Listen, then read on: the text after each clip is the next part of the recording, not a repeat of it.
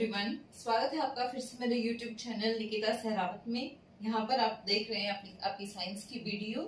तो हमारा चैप्टर 4 चल रहा है, उसी को हम आगे कंटिन्यू करते हैं। तो चलिए देखते हैं। फोर्स, हमने जो पीछे वाली वीडियो है, जो अभी पहली बार ये वाली वीडियो देख रहे हैं, तो उनसे प्लीज मेरी रिक्वेस्ट है कि जो पीछे मैंने 2 या 3 वीडियोस जो डाल रखी हैं, आप प्लीज उन्हें एक बार जरूर देखिए, क्योंकि हमने लगभग कंप्लीट चैप्टर कर लिया है। सिर्फ 1 या 2 टॉपिक रहता है, तो वो देखे बिना आपको समझ में नहीं आएगा। तो आप प्लीज वहां से देखना स्टार्ट कीजिए। पीछे का थोड़ा सा हम लोग आज रिवाइज करते हैं कि हमने लास्ट वीडियो में थोड़ा सा देखते हैं क्या किया था। हमने देखा था न्यूटन के लॉज के बारे में। हमने पीछे न्यूटन के लॉज पढ़े थे, ठीक है। पहला और दूसरा लॉ हमने पढ़ लिया था। पहला लॉ जो है हमारा न्यूटन का, वो हमें क्या बोलता है, वो है हमारा लॉ ऑफ इनर्शिया, ठीक है। पहला लॉ जो है वो हमारा लॉ ऑफ इनर्शिया है। वो हमें क्या बोलता है, जो न्यूटन का पहला लॉ है, कि अगर कोई बॉडी रेस्ट में है तो वो रेस्ट में ही रहना पसंद करती है। अगर कोई बॉडी मोशन में है तो वो बॉडी हमारी मोशन में ही रहना पसंद करती है, अनटिल एंड अनलेस उसके ऊपर कोई एक्सटर्नल फोर्स ना लगाया जाए, ठीक है। तो ये हमारा इनर्शिया था, जो हमने एग्जांपल लिया था, इस बोर्ड का ही हमने एग्जांपल लिया था कि ये रेस्ट में है, ये रेस्ट में ही रहेगा जब तक कि मैं इसके ऊपर फोर्स ना लगाऊं, मैं इसको हटाऊं नहीं, ठीक है। ये हमने पढ़ा था न्यूटन का first law. Second law Newton का हमने क्या पढ़ा था, कि जो हमारा फोर्स है वो किसके डायरेक्टली प्रोपोर्शनल होता है, rate of change of momentum के, ठीक है। हमने मोमेंटम पढ़ा था। मोमेंटम हमारा क्या होता है, क्या होता है हमारा मोमेंटम, बताओ। Mass into velocity. क्या होता है हमारा मोमेंटम, मास इनटू वेलोसिटी। और सेकंड में हमने क्या पढ़ा था कि फोर्स जो होता है वो हमारा किसके डायरेक्टली प्रोपोर्शनल होता है, rate of change of momentum के। तो यहां से हमने इसको कंप्लीट डेराइव करके हमने क्या निकाला था कि फोर्स जो है वो हमारा किसके इक्वल है, मास इनटू एक्सेलरेशन, ठीक है। हमने ये निकाल लिया था ना कि फोर्स हमारा मास इनटू एक्सेलरेशन है। अच्छा, फोर्स की यूनिट क्या है, फोर्स की यूनिट है न्यूटन। और ये तो हमारी एसआई यूनिट है। सीजीएस यूनिट क्या है फोर्स की, वो है डाइन। क्या है, डाइन। डाइन है, डाइन मत बोलना, इट्स डाइन, ठीक है। तो फोर्स की सीजीएस यूनिट क्या है, डाइन, और एसआई यूनिट क्या है, न्यूटन है। इन दोनों के अंदर रिलेशन क्या है, रिलेशन ये है 1 newton is equals to 10 to the power 5 dyne. ये हमारा इसका रिलेशन है। ध्यान रखिए, न्यूमेरिकल्स में यूज होता है ये। तो ये सारी की सारी चीजें हमने पढ़ी हैं पीछे, ठीक है। मोमेंटम पढ़ा है, इनर्शिया पढ़ा है, फर्स्ट लॉ पढ़ा है, सेकंड लॉ पढ़ा है, और फोर्स के बारे में हमने बहुत कुछ पढ़ा है कि फोर्स कितने टाइप्स के होते हैं, contact force, non contact forces, balanced forces, unbalanced forces, ठीक है, इस टाइप से। तो अब हम इस वीडियो में क्या देखेंगे, हमारा न्यूटन का थर्ड लॉ।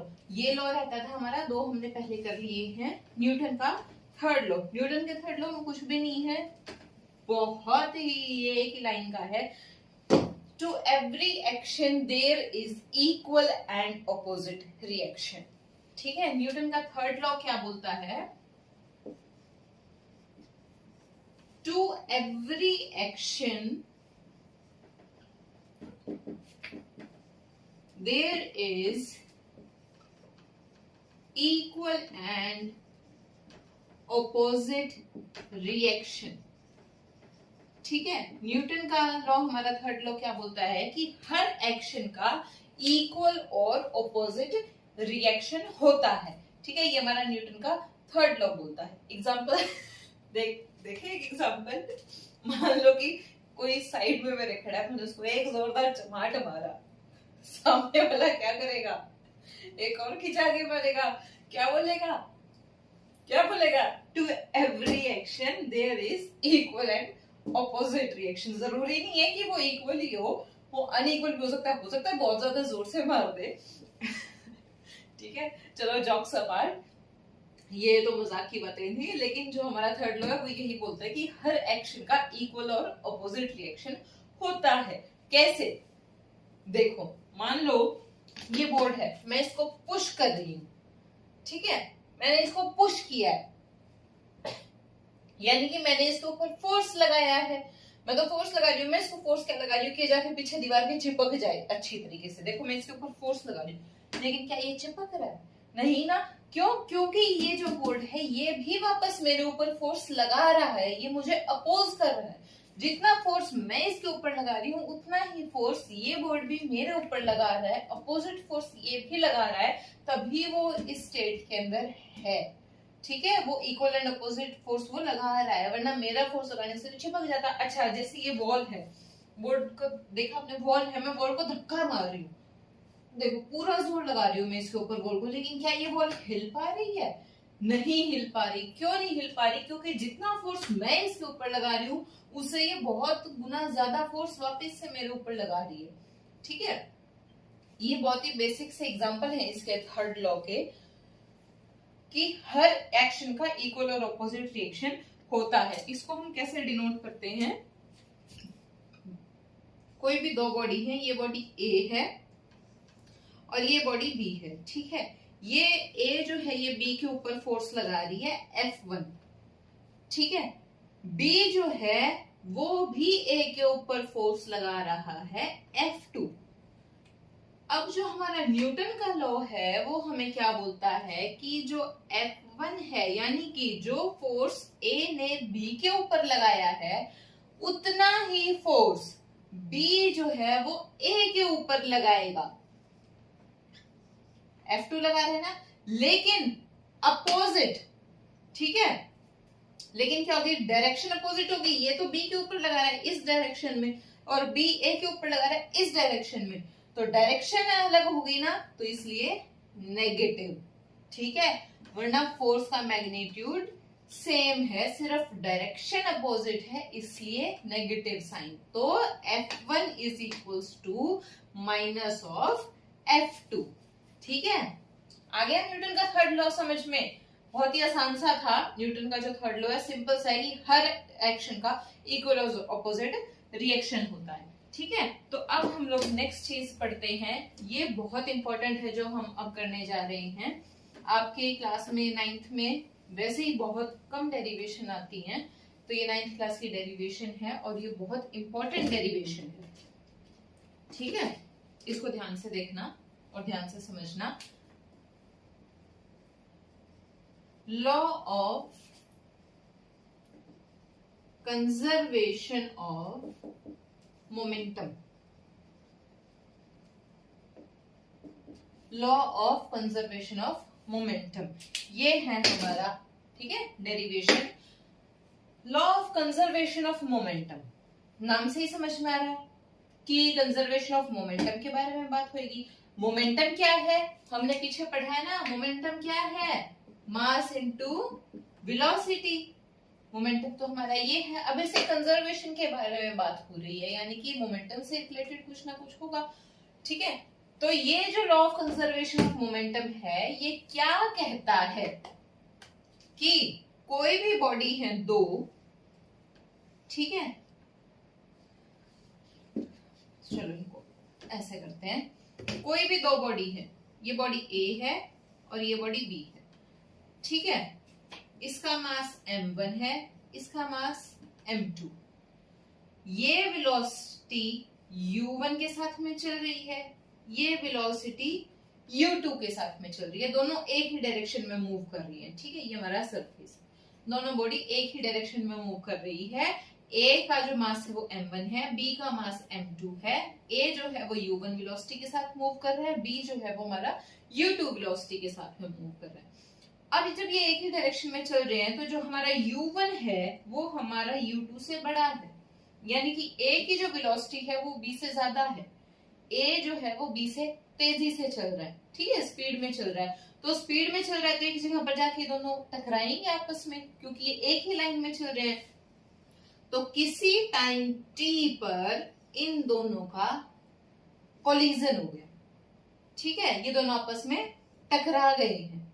ठीक है, किसी टाइम t के ऊपर, किसी टाइम t के लिए ये लोग आपस में टकरा गए हैं। मास वही है m1 m2, वेलोसिटी इनकी 0 हो गई क्योंकि आपस में टकरा गए हैं।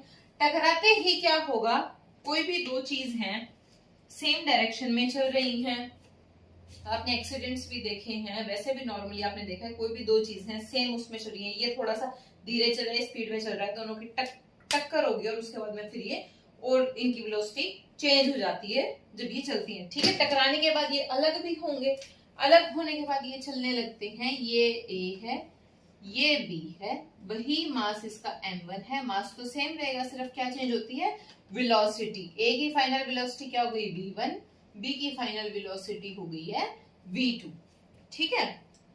अब जो हमारा लॉ है कंजर्वेशन ऑफ मोमेंटम का, ये क्या बोलता है कि किन्हीं भी दो बॉडीज के बीच में जो मोमेंटम होता है वो बिफोर कोलिजन और आफ्टर कोलिजन इक्वल होता है, यानी कि जो मोमेंटम होता है वो कंजर्व्ड रहता है, वो सेम रहता है before collision and after collision. तो अब बिफोर कोलिजन इनका मोमेंटम क्या होगा, बॉडीज का मोमेंटम हमारा क्या होता है, मास इनटू वेलोसिटी, ठीक है। ए का मोमेंटम क्या होगा, m1 u1, ये हम लोग बिफोर कोलिजन देख रहे हैं अभी, ठीक है, ये हमारा बिफोर कोलिजन, ठीक है। और B का क्या होगा हमारा मोमेंटम, m2 u2, मास इसका m2 है, वेलोसिटी इसकी u2 है, ठीक है। तो टोटल मोमेंटम बिफोर कोलिजन क्या हो जाएगा हमारा, इन दोनों को ऐड कर देंगे, क्या आएगा, m1 u1 plus m2 u2, ठीक है। टोटल मोमेंटम बिफोर कोलिजन क्या हो जाएगा हमारा, m1 u1 plus m2 u2, ठीक है, ये हमने निकाल लिया। दूसरा क्या है, अब हम लोग आफ्टर कोलिजन देखते हैं, इधर हमारा after collision, after collision momentum क्या होएगा, ए का क्या होएगा, m1 v1, मास तो m1 ही है इसका, और वेलोसिटी कितनी हो गई v1, और इसका कितना हो जाएगा m2 v2। तो टोटल मोमेंटम क्या होगा आफ्टर कोलिजन, दोनों को ऐड कर देंगे, दोनों को ऐड कर दिया, ठीक है, ये आ गया। अब हमारा जो लॉ है वो क्या बोलता है, वो चीज देखो, जो हमारा लॉ है वो क्या बोलता है हमें, कि हमें प्रूव क्या करना है, m1 u1 plus m2 u2 is equals to m1 v1 plus m2 v2, ये हमें प्रूव करना है, ठीक है, ये हमें प्रूव करना है। हमने निकाल लिया फर्स्ट बिफोर कोलिजन, हमने मोमेंटम निकाल लिया, आफ्टर कोलिजन निकाल लिया। अब हमें क्या प्रूव करना है कि ये दोनों आपस में इक्वल हैं। Law of conservation of momentum हमें यही बोलता है। तो अभी हमने पढ़ा है, बिल्कुल लेटेस्ट हमने क्या पढ़ा है, थर्ड लॉ पढ़ा है हमने, उसके अंदर हमने क्या पढ़ा है, to every action there is equal and opposite reaction, पढ़ा है ना हमने, to every action there is equal and opposite reaction, यानी कि F1 is equals to minus of F2, ठीक है। और बाय सेकेंड लॉ हमने क्या पढ़ा है, F is equals to m में फोर्स की क्या वैल्यू है, मास इनटू एक्सेलरेशन, है ना। तो ये वैल्यू पुट कर दें, मास इनटू एक्सेलरेशन। अच्छा, ये जो हमारी बॉडी थी, हम फोर्स के बारे में भी देख लेते हैं, ये बॉडी B थी, ये बॉडी A थी। फोर्स जो है F1 और F2 क्या क्या होंगे, देखो, ये लगा रहे इसके ऊपर फोर्स F1 और ये लगा रहे इसके ऊपर फोर्स F2, मास m1 है इसका, इसका मास m2 है ना। तो ये इसके ऊपर F1 लगा रहा है, इसके ऊपर F2 लगा रहा है, तो इसका फोर्स कितना होएगा, F1 कितना होएगा, F1 की वैल्यू होएगी m2 a2। क्यों होएगी m2 a2, फोर्स तो A लगा रहा है, F1 तो वो फोर्स है जो A लगा रहे हैं, लेकिन लगा किसके ऊपर रहा है, B के ऊपर, फोर्स तो B के ऊपर लग रहा है, तो जो मास होगा वो भी तो B का ही कंसीडर होगा, जो एक्सेलरेशन होगा वो भी तो B का ही कंसीडर होगा। तो F1 की क्या वैल्यू हो जाएगी, m2 a2। ऐसे ही F2 की क्या वैल्यू हो जाएगी, F2 क्या है, जो B लगा रहा है A के ऊपर, है ना, जो B लगा रहा है A के ऊपर, A का मास कितना है m1 और ए का एक्सेलरेशन कितना है a1। ठीक है, आया समझ में? तो अब ये वैल्यूज को हम यहां पर पुट करते हैं ऊपर कि m2 a2 is equals to minus of m1 a1। ठीक है, आ गया समझ में? अभी हमें एक्सेलरेशन पता है। एक्सेलरेशन क्या होता है? क्या होता है acceleration? Change in velocity with respect to time. v minus u by t होता है। वैल्यू पुट कर दें तो m2 इंटू a2 है तो क्या हो जाएगा v2 माइनस u2, क्योंकि सेकेंड बॉडी का है तो सेकेंड बॉडी की ही फाइनल वेलोसिटी, सेकेंड बॉडी की ही इनिशियल वेलोसिटी चलेगी। ठीक है, डिवाइडेड बाय में टाइम। टाइम कौन सा है? वो जितने टाइम के लिए बॉडीज आपस में कोलाइड की हैं, वो जो टाइम है ना वो वाला है ये। ठीक है, is equals to minus of m1 into a1 है यानी फर्स्ट बॉडी का एक्सेलरेशन, तो final velocity of first minus initial velocity of first by में टाइम। ठीक है,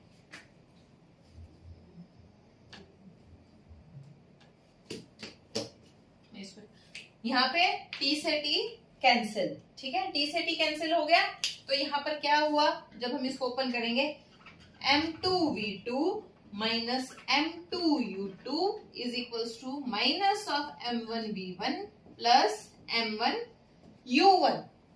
ठीक है, ये हो गया ना, हमने इसको जस्ट ब्रैकेट्स को ओपन कर दिए। अब हम इनको रीअरेंज कर देंगे।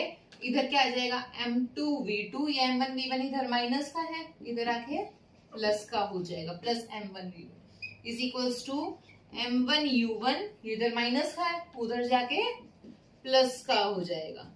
ठीक है, ये क्या है हमारा मोमेंटम आफ्टर कोलिजन, यही निकाला था ना हमने। ये रहा m1v1 plus m2v2 momentum after collision, और ये हमारा क्या है मोमेंटम बिफोर कोलिजन। ठीक है, यही हमें प्रूव करना था। m1u1 plus m2u2 is equals to m1v1 plus m2v2, और यही हमने प्रूव कर दिया। ठीक है, ये निकालना था ना हमें, तो हेंस प्रूव्ड। आया समझ में? Law of conservation of momentum क्या बोलता है? Law of conservation of momentum हमें ये बोलता है कि कोई भी दो बॉडीज हैं वो अगर कोलाइड कर रही हैं, आपस में टकरा गई हैं, तो जो उनका उस कोलिजन से पहले का मोमेंटम है और जो उस कोलिजन के बाद का मोमेंटम है वो दोनों का दोनों बराबर रहेगा, वो दोनों सेम रहेगा। तो बिफोर कोलिजन क्या है? मोमेंटम क्या होता है? Mass into velocity. Before collision क्या था? वेलोसिटी क्या थी? u1 u2 थी ना, तो क्या हो जाएगा m1 u1 तो हो जाएगा बॉडी ए का मोमेंटम, बॉडी बी का मोमेंटम m2 u2, तो टोटल मोमेंटम क्या हो जाएगा m1 u1 plus m2 u2। इसी तरीके से आफ्टर कोलिजन वेलोसिटी क्या थी? v1 v2, तो मोमेंटम क्या हो जाएगा पहली बॉडी का m1 v1, सेकंड बॉडी का m2 v2, दोनों को ऐड करेंगे तभी तो टोटल निकलेगा। तो टोटल क्या हो जाएगा after collision m1 v1 plus m2 v2। हमें प्रूव क्या करना है कि बिफोर कोलिजन किसके बराबर है? आफ्टर कोलिजन मोमेंटम के। तो बिफोर कोलिजन क्या था? m1 u1 plus m2 u2, after collision क्या था? m1 v1 plus m2 v2। हमें दोनों को इक्वल प्रूव करना है, तो हम न्यूटन का सेकंड लॉ लेकर के चलेंगे। न्यूटन का सेकंड लॉ हमें क्या बोलता है? Force is equals to mass into acceleration. हमने डिराइव भी किया था ये कैसे, है ना, सेकंड लॉ जो था। और जो न्यूटन का थर्ड लॉ होता है वो हमारा क्या बोलता है कि हर एक्शन का इक्वल एंड अपोजिट रिएक्शन होता है। तो यानी कि जो फोर्स ए लगा रहा है बी के ऊपर, वही फोर्स बी बॉडी भी लगाएगी ए के ऊपर। ठीक है, तो ए बॉडी कौन सा फोर्स लगा रही है? F1 फोर्स लगा रही है। बी बॉडी कौन सा लगा रही है? F2 लगा रही है। वैल्यू पुट कर दी हमने सेकंड लॉ के अंदर, F is equals to m के अंदर। तो F1 हमारा क्या हो जाएगा? m2a2। F1 जो है वो हमारा m2a2 क्यों होगा? क्योंकि जो हमारा F1 है वो बॉडी A लगा रहा है B के ऊपर, B के ऊपर फोर्स लग रहा है वो, तो मास और एक्सेलरेशन B का आएगा। ठीक है, इसी तरीके से जो हमारा F2 है, F2 कौन लगा रहा है? B लगा रहा है, लेकिन लगा किस पे रहा है? ए के ऊपर फोर्स तो हमारा ए के ऊपर लग रहा है सेकंड वाला, तो इसलिए F2 की वैल्यू क्या हो जाएगी, फोर्स जो है वो तो ए के ऊपर लग रहा है, मास m1 के ऊपर लग रहा है, एक्सेलरेशन m1 के साथ में लग रहा है, तो F2 क्या हो जाएगा m1 a1। ठीक है, तो वैल्यू पुट कर देंगे F1 minus F1 equal to minus of F2 के अंदर, तो m2 a2 equal to minus of m1 a1। ठीक है, अब हमारा एक्सेलरेशन होता है, एक्सेलरेशन क्या होता है, final velocity minus initial velocity by time. जब हम बिफोर कोलिजन की बात कर रहे हैं,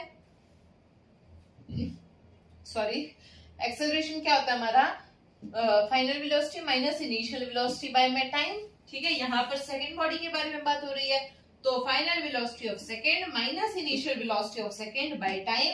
इसी तरीके से इधर भी वैल्यू पुट कर देंगे a1 की, final velocity of one body 1 minus initial velocity of body 1 by में टाइम। टी से टी कैंसिल, ब्रैकेट्स को ओपन करेंगे, m2v2 minus of m2u2 is equals to minus of m1v1, और ये माइनस माइनस प्लस हो गए m1u1। इनको अभी अरेंज करेंगे, ये m1v1 इधर आ जाएगा, ये m2u2 उधर चला जाएगा, तो वही प्रूव हो जाएगा जो हमें प्रूव करना है, वही स्टेटमेंट एज इट इज आ जाएगी कि after collision momentum is equals to the before collision momentum total. ठीक है, total momentum before collision is equals to total momentum after collision. ठीक है, ये थी हमारी law of conservation of momentum की डेरिवेशन। बहुत इजी डेरिवेशन है और बहुत ही इंपॉर्टेंट डेरिवेशन भी है। तो यहाँ पर हमारा जो चैप्टर है force and laws of motion, ये खत्म होता है, ये इसका लास्ट टॉपिक था। सिर्फ रहते हैं इसके न्यूमेरिकल्स एंड एक्सरसाइजेस, वो भी हम लोग करेंगे जल्दी ही, कोशिश करते हैं उनको भी करने की। नेक्स्ट वीडियो के अंदर मैं आपको वो करा दूंगी। ठीक है, ये चैप्टर हमारा यहाँ पर खत्म हो गया है, force and laws of motion. अगर आपको कोई भी डाउट है या कोई भी प्रॉब्लम है तो वो आप मुझे कमेंट करके पूछ सकते हैं, आपको उसका जवाब कमेंट में मिल जाएगा। और अगर कोई चीज समझ में नहीं आई है तो फिर से आपको वो समझा दी जाएगी। ठीक है, कमेंट करके जरूर बताया करो कि आपको समझ में आ रहा है या नहीं आ रहा, तभी मुझे पता लगेगा कि ये जो मेरा मेथड है ये आपके लिए बेनिफिशियल है या नहीं है। ठीक है, हाँ सची, एक रहता है, एक टॉपिक हमारा रहता है अभी मसल एंड रिकॉइल वेलोसिटी का। ठीक है, वो रहता है, वो हम देख लेते हैं।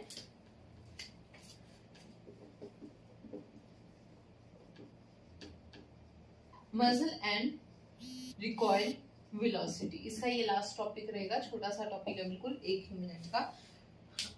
तो ये हम देखते हैं, और आप प्लीज वीडियो को लाइक भी कर दिया करो, चैनल को सब्सक्राइब कर दो, ताकि जो नेक्स्ट वीडियो आएगी चैप्टर से रिलेटेड तो वो आपको पता लग जाए कि वीडियो आ गई और आप उसको कंटिन्यूटी में देख पाए। ठीक है, और शेयर भी कर दो अपने दोस्तों के साथ में, लाइक तो जरूर कर दिया करो, सब्सक्राइब भी कर दो चैनल को। ठीक है, muscle and recoil velocity. Recoil velocity क्या होती है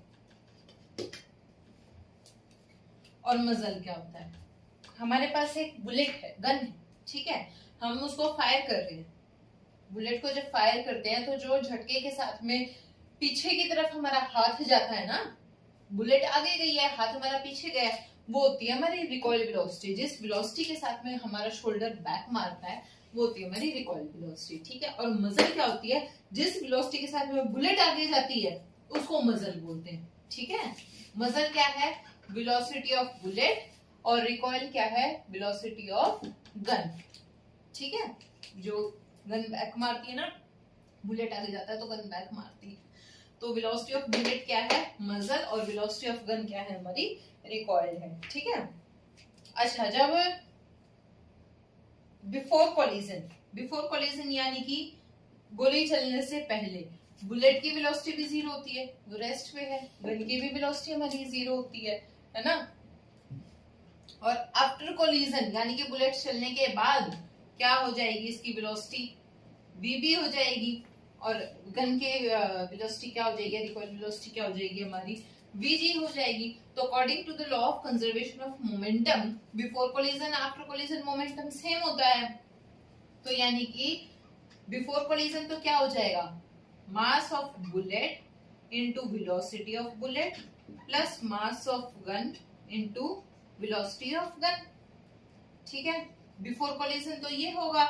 आफ्टर कॉलिजन क्या हो जाएगा, mass of bullet into velocity of bullet, initial है ना तो यहाँ पे यू आएगा, plus mass of gun into velocity of gun. ठीक है, अब इनिशियल वेलोसिटी तो गन की और बुलेट की, क्योंकि दोनों रेस्ट पे थे, 0 है, तो 0 इंटू 0 तो 0 होता है, तो ये पूरा हमारा जो राइट हैंड साइड है वो तो हमारा 0 हो गया है। राइट हैंड साइड हमारा क्या, लेफ्ट हैंड साइड तो 0 हो गया है, राइट हैंड साइड बचा mass of bullet into velocity of bullet plus mass of gun into velocity of gun. ठीक है, इसको याद रखिएगा फॉर्मूले को। अगर कोई भी क्वेश्चन आता है बुलेट या रिकॉइल वेलोसिटी या मसल से रिलेटेड कोई भी क्वेश्चन आता है तो न्यूमेरिकल्स के अंदर ज्यादा यूज होता है, यही फॉर्मूला यूज होगा। आता है तो आंख बंद करके बड़ा फॉर्मूला लगा दो कि बुलेट की और जो गन है दोनों का मोमेंटम इक्वल टू 0 है। ठीक है, ये चीज थी, बस ये हमारा लास्ट टॉपिक था। कैसा समझ में आया है बताना जरूर, बाकी मिलते हैं नेक्स्ट वीडियो में। Thank you.